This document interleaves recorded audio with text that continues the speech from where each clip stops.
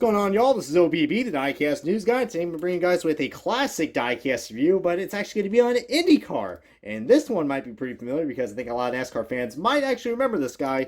This is on Sam Hornish Jr.'s 2002 IRL Championship Yellow Submarine Pennzoil Chevrolet for Panther Racing. Holy crap, guys. This thing is so damn cool.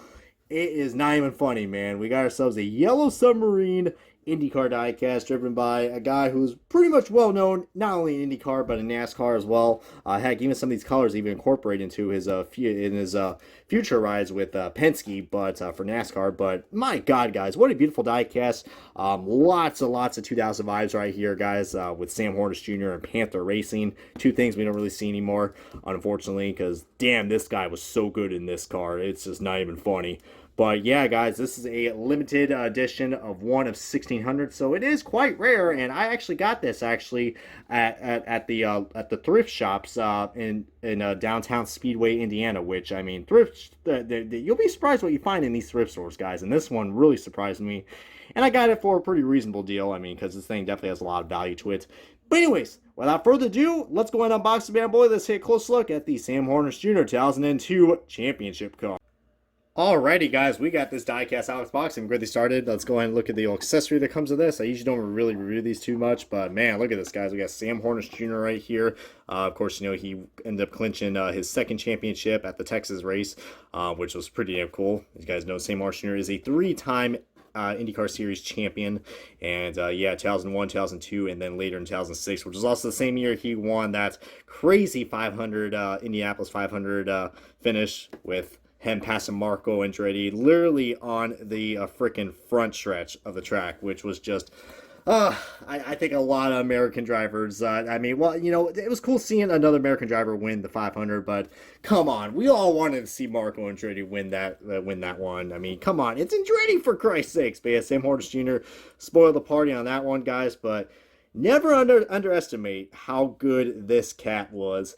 And nice reference right there, because I'm talking about Panther Racing. But this guy was so good at IndyCar, man. It's not even funny. This guy was able to get at least a win in all of his full-time seasons with IndyCar, guys. And his first few years he drove for Panther, and then eventually went on to Marlboro Team Penske. And heck, guys, 3 championships, 1 8,500 win, and 19 wins. I must say, this guy had a damn good career in IndyCar, or back then when it was called the IRL, because he literally left, I think, he literally left a year before the merger happened, which is a damn shame, because, you know, I think he probably still would have been pretty competitive as it is, but we all know what route he went to, and that was NASCAR. And you know, he had some good runs in his Xfinity days, guys. I mean, I think, he nearly almost probably had a shot at the championship, guys, in, his second full-time season. I know he only ran full-time in 2012 and 2013, because before that, he, you know, went to the Cup Series and didn't really run too well for Penske. I will admit, you driving that 77 car, he didn't ran too well, so he stepped back and went to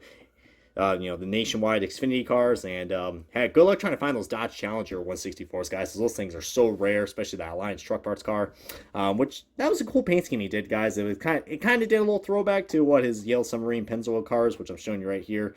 But I don't know, man. Sam Hornish Jr. has had a very polarizing career for NASCAR. I mean, he almost had a shot for winning a championship. I think he finished second in the 2013 season for the Nationwide Series. Yeah, guys, and then he ran some part-times, and I don't know, last time I checked, I think his last run was at Iowa, and he had a little altercation between him and Christopher Fell. But I think everyone can remember, especially all you old IndyCar fans out there, like my good buddies racing 2011 Daveland. I remember at Watkins Glen, I think it was it was in one of his early years. It was like somewhere in the 2000s era. I want to say 2006 or 2007, 2008, one of those years. I remember at Watkins Glen when he got into it with Marco Andretti, Michael Andretti, and Tony Kanaan in the pits. Oh my God. And then Hornish's dad got involved, and then that's when shit just escalated. I mean, if you guys want to look it up, go and look it up, guys. Just, you know, type it in the search bar about Sam Hornish Jr., Watkins Glen, with Tony Kanaan.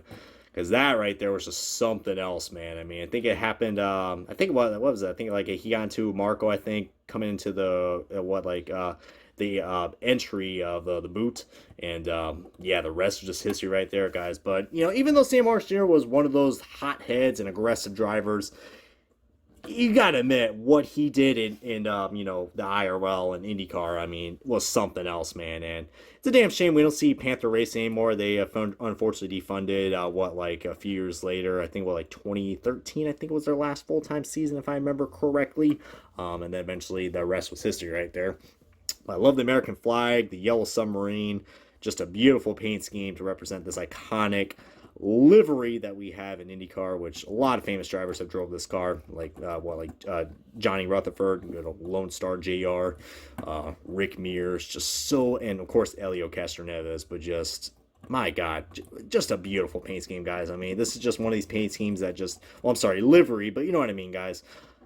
This thing is just beautiful, and I love the chassis on this thing from Greenlight Collectibles. And look at this thing we got. Greenlight also had this feature back then. They do have these now with the newer Indy cars. The nice silver chrome trim on the wheels, just really nice.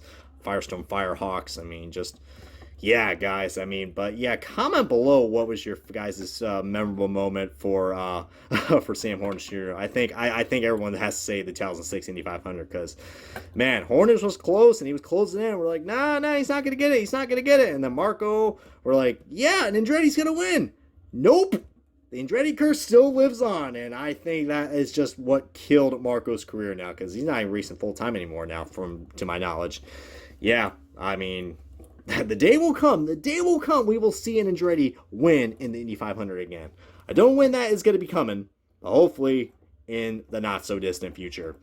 But as for, the juniors out there, like Sam Hornish Jr., Al Jr., speaking of which, I think during this year in 2002, we had the closest race in IndyCar history, which is at Chicagoland. These guys were so close, duking out at the line.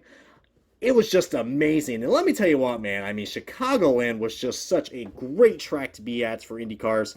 It's a shame that track is no longer a big thing anymore, especially with NASCAR, because they always put on a good show. And I've always liked Chicagoland is so underrated, man.